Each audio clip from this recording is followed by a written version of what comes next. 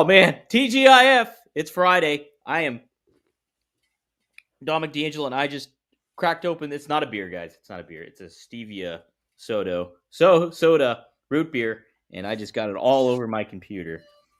This is Dominic D'Angelo. That will be Robert Karplos eventually. He will be back. He's getting his Instacart right now. So that just arrived. He is weathering some storms, figuratively storms. And so, yes, but we are here. It's Friday. It's a new time to talk a little wrestling. We have SmackDown to preview, the only pro wrestling product that will be on USA Network. It's not Raw, it's Blue now. And so, yeah, we'll talk about that a little bit. We'll lightly touch upon Collision.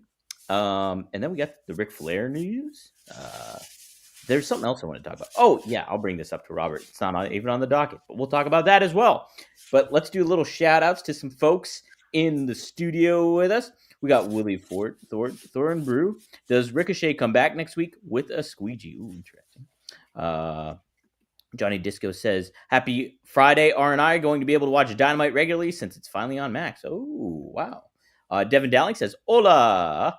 Jeff Hedinger says, hello, R&I. Or this is my world with Jeff Jarrett again. No, we are Rumor and Innuendo today. We got it all lined up. And there is Robert. Hey. Right there. Hello, Robert. TGIF. TGIF, sorry. My Instacart decided to arrive just as I was set to record, even though I fully had it scheduled for 11:30.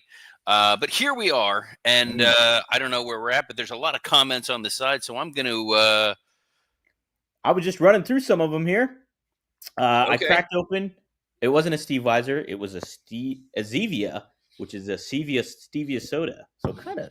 Dude, can you stop promoting things that aren't sponsors of our program? We have no sponsors this week. Pop in a Magic Spoon and a Blue Chew. No, don't pop a Blue Chew when we're recording. That would be wrong. That would be kind of weird. And then why am I getting a damn it Robert from Cami Star? What did I do? I think because you showed up late.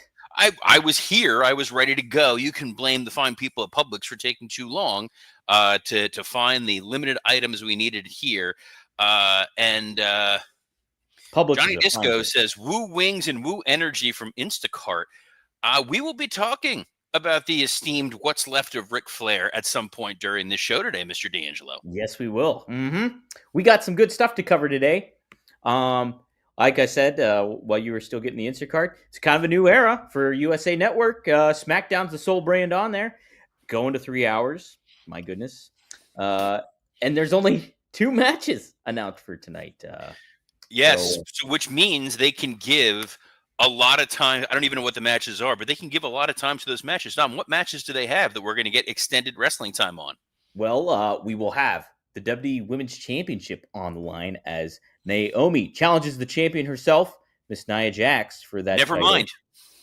Then we will also have the United States champion Shinsuke Nakamura, not defending his title. It's a non-title match against Andrade. Those are the only 2 matches announced, Robert. Look, Nakamura and Andrade is going to be a hell of a match. I think that's going to be a lot of fun. Even in whatever condition Nakamura is currently, physically, I think you're still going to get a great match out of those 2. Andrade looks incredible. I mean, he has gotten himself into peak physical conditioning right now. And these are 2 guys who are essentially feuding in pre-tapes with subtitles because WWE knows its audience at this point, and they're not going to spend the time trying to discern accents. These are the people who are watching Squid Game with the dub as opposed to the subtitles. Let's be honest. I have heard good things about Squid Games. Way to go out on a limb, though. Biggest thing in pop culture. And you're like, you know what? I've heard some decent things about it. It's a fine second season of the show. It's not as well booked as the first season. Well, I might have to tune in, but I will be tuning into SmackDown tonight. Should be a fun one.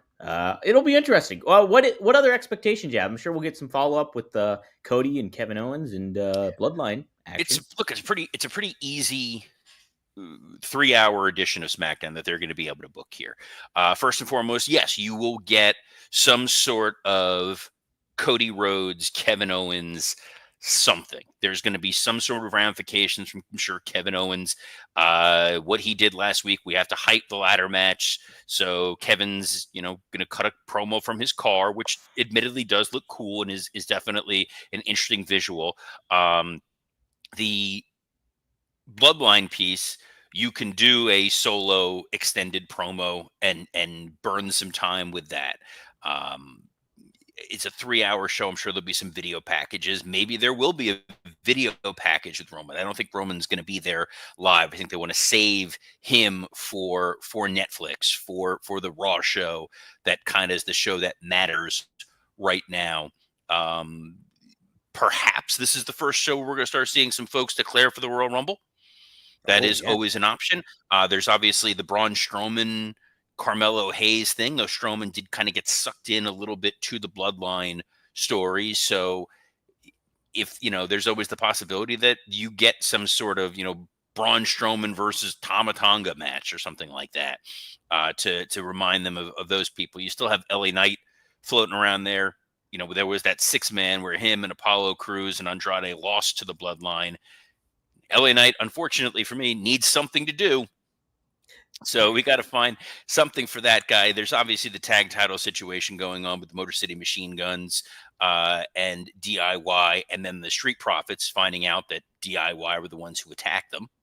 Mm-hmm. So there's going to be further follow-up. This fills a 3-hour show nicely. There's some comments in There's some comments that have gone a totally separate direction here. Wrestling Old Head says, Carpolis, you sent me down a Saved by the Bell rabbit hole, and I also found correlations from Slater giving Zach a belly-to-belly suplex to me believing the chess champion must be Gunther in Valley. Yes, there was a great episode with Screech going up against the chess champion and the lucky beret given to him by his girlfriend, Violet Bickerstaff. Devin Dowling asks, is tonight 3 hours? It's 3 hours. It is. Dre Owens suggesting that myself and Scott Chaplin should be doing a Saved by the Bell watch along. Dude, that's not a bad idea. A little bit of change, a pace, maybe a little Patreon action there. Could be. You know what? I never. Scott's always the hit. Like, you not watching Squid Game does kind of surprise me because it's kind of everywhere. It's like Double Dare, right? It's exactly like Double Dare. Yeah. What was great was, we're on a tangent at the moment. I don't care. Mark Summers was in a Hallmark Christmas movie this year. Oh. But it was actually a Hallmark Hanukkah movie. It is unspeakably bad and borderline anti-Semitic in the way that it works. Because it's literally whatever stereotype you can think of, they just put into one film. Mm-hmm. They're at a deli. They're complaining about their finances. The woman is a lawyer. It's very heavy-handed. But at one point, Mark Summers looks into the woman and says, "I want you to do this for me. I dare you.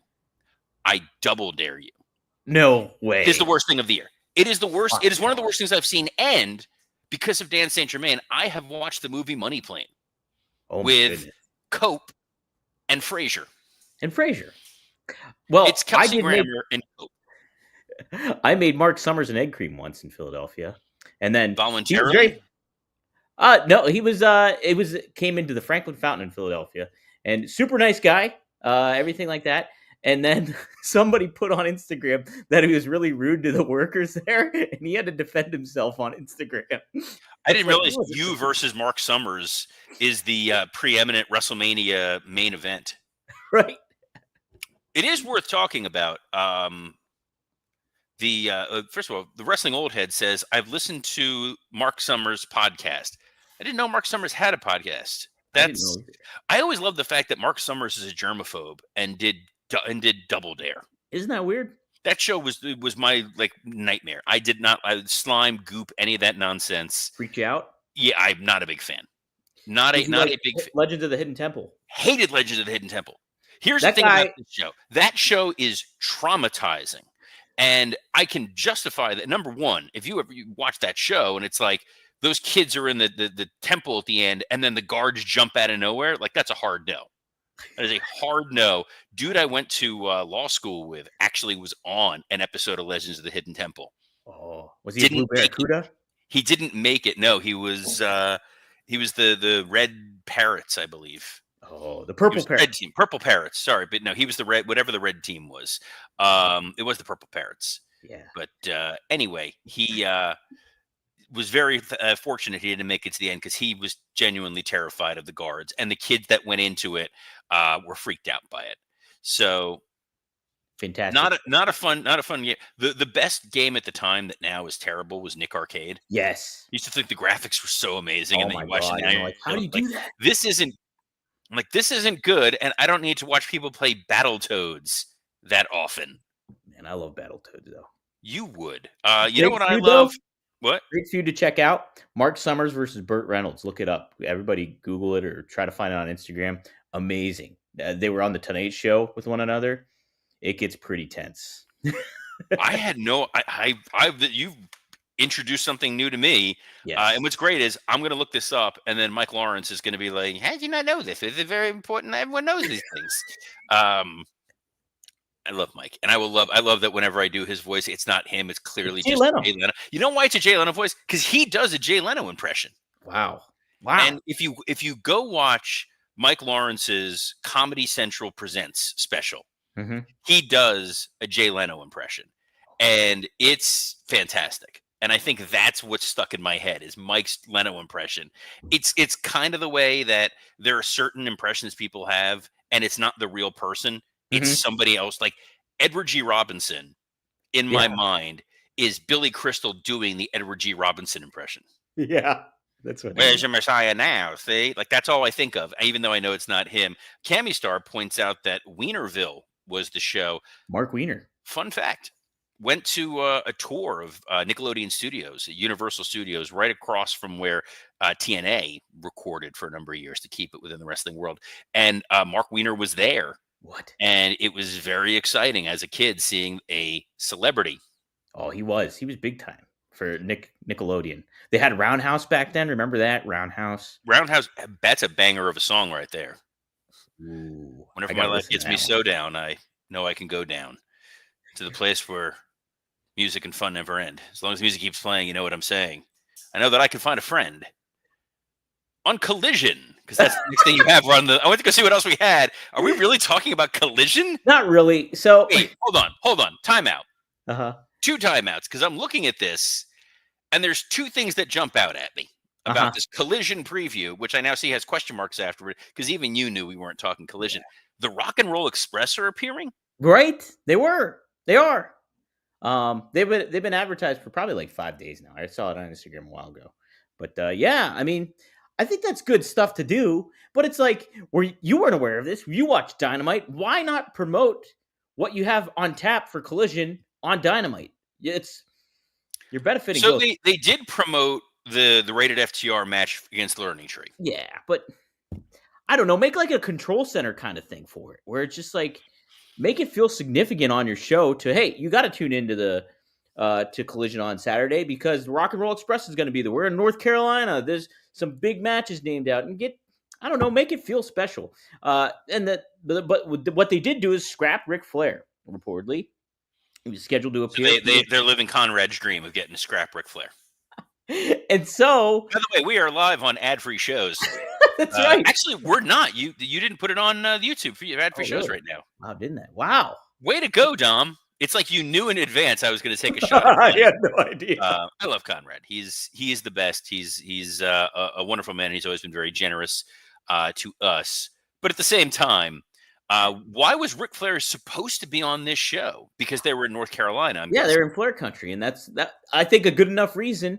Say what you want about like what Flair's reputation online is and anything to that effect, but to advertise Ric Flair for your upcoming program seems like a valuable thing to do for AEW at this moment. I don't know. I don't know if that's the best idea to do at this moment, but who knows? Flair proved himself to be a pretty big liability in 2024 whenever they put him on TV or gave him a live microphone. So it doesn't entirely shock me. Something that does shock me. So those of you who are joining us live and watching us, there seems to be a conversation. I'm super distracted on a Friday. I blame this on this is day 2. It's day 2 of sleeplessness on my end with my son still dealing with being sick. So that's the fun of dad mode. Since not only is he sick, my wife's under the weather, so I become all things to all people here. But there was Cammy Star had said, let's age the chat with their favorite Nick show. And people have been going on for the last 3 minutes talking about their favorite Nickelodeon show.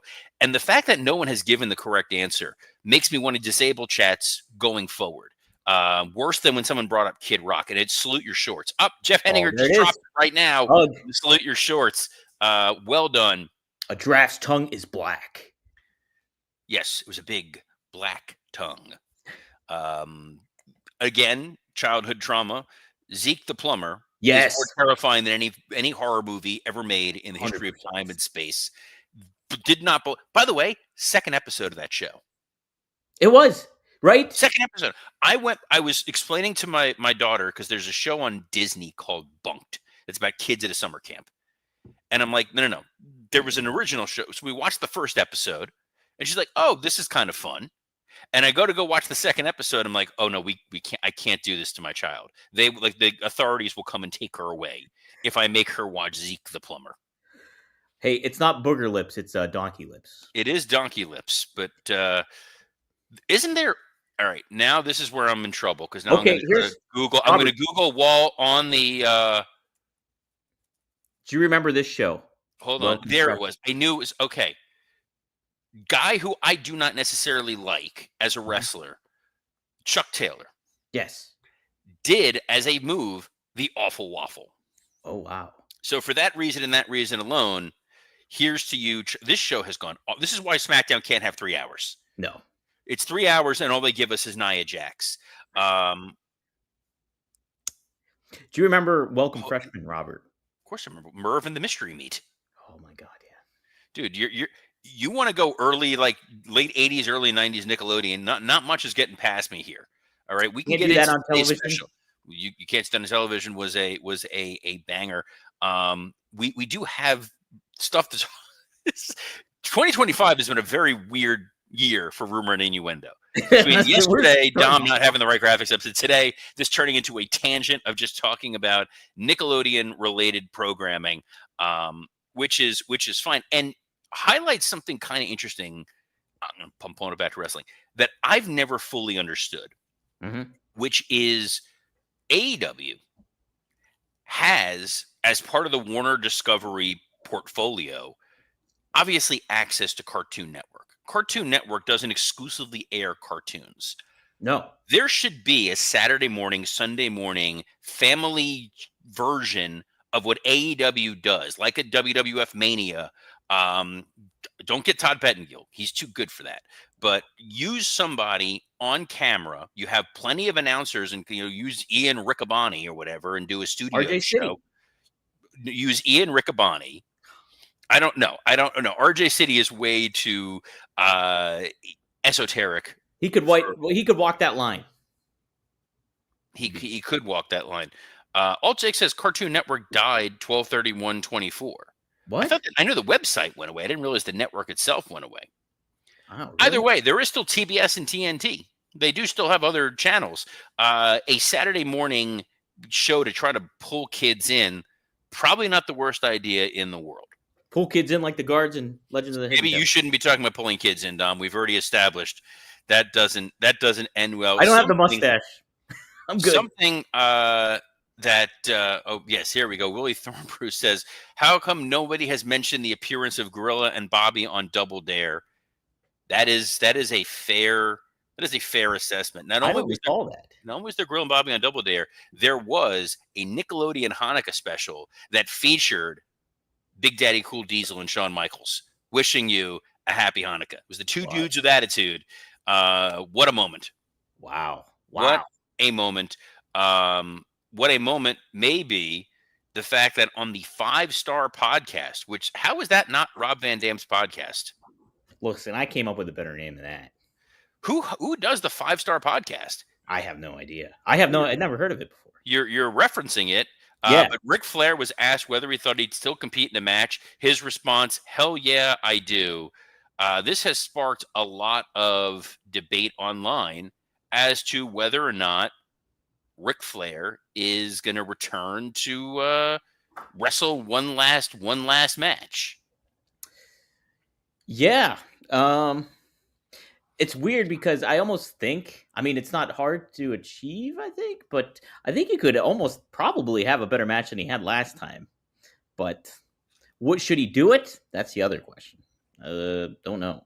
I I could understand the reasoning why, but the presentation and I was there. I helped out with the show.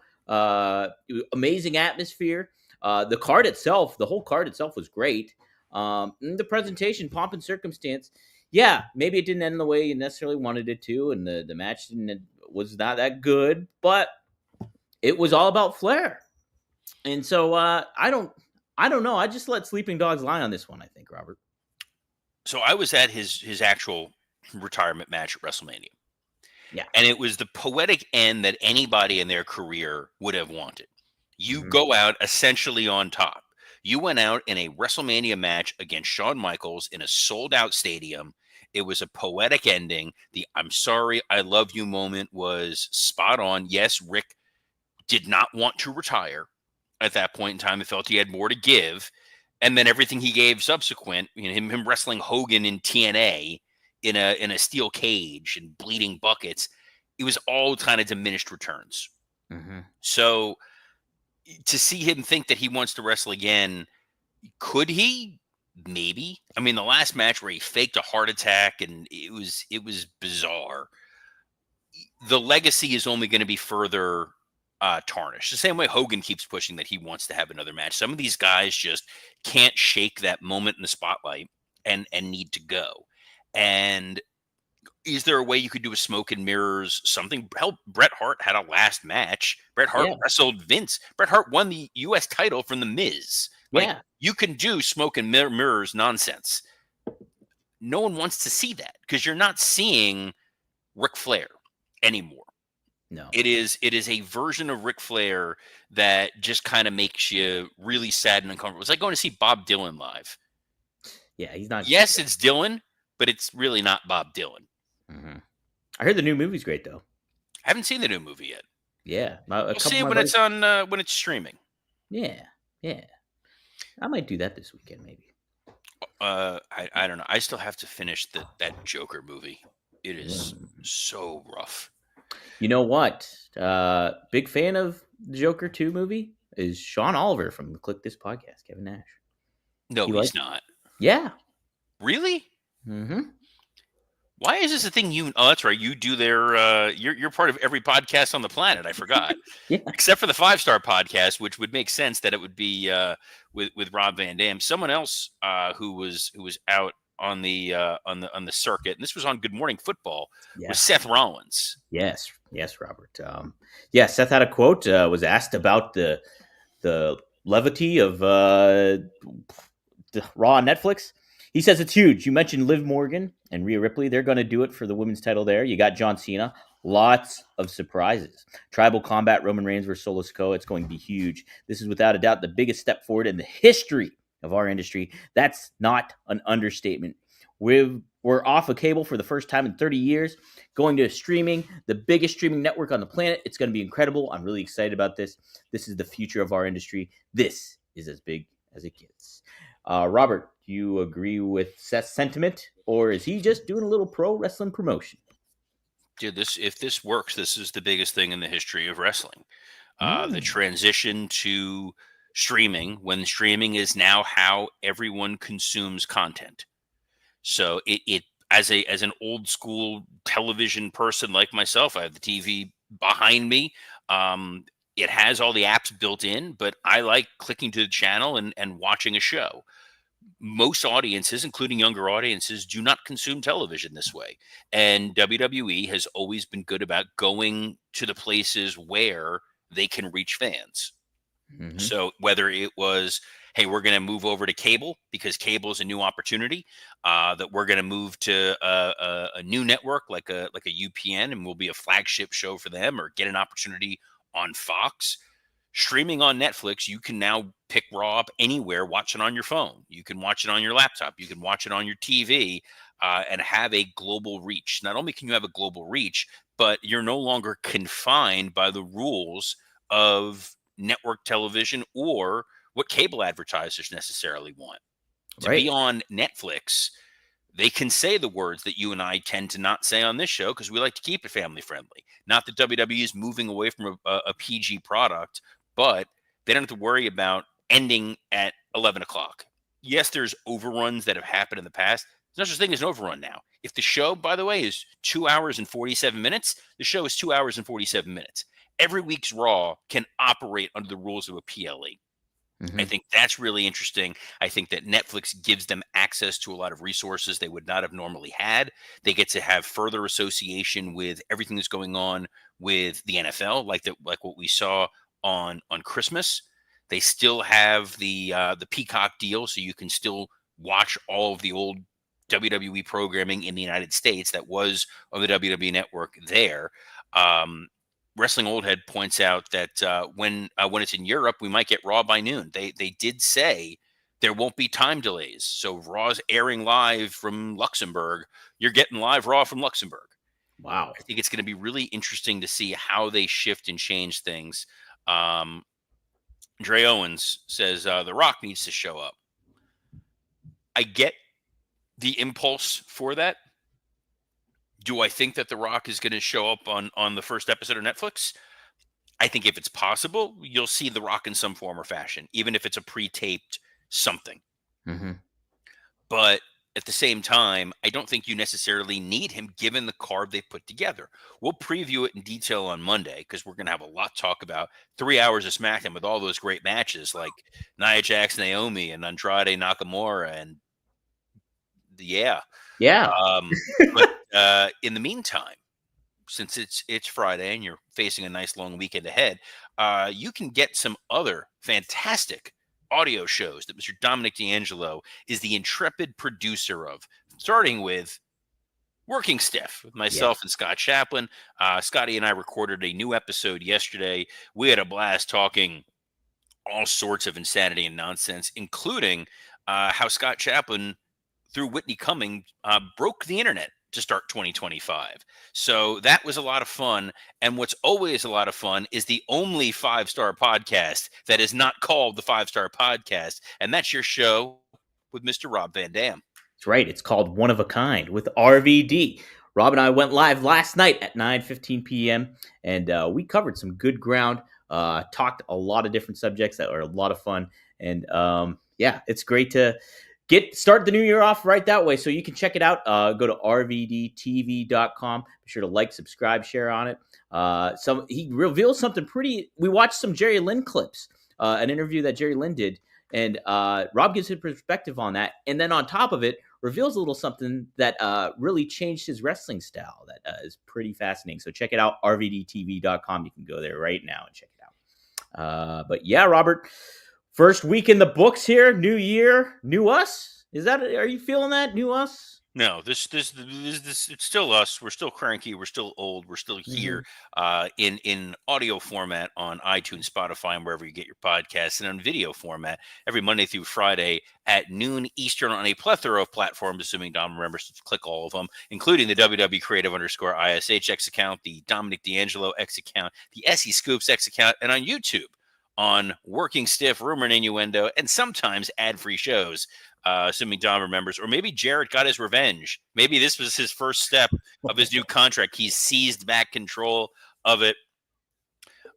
So on behalf of the Nick at Night, to my Nickelodeon, Dominic D'Angelo, I'm Robert Karpoulos. Best of luck in your future endeavors. Camp Onawana, we hold you in our hearts.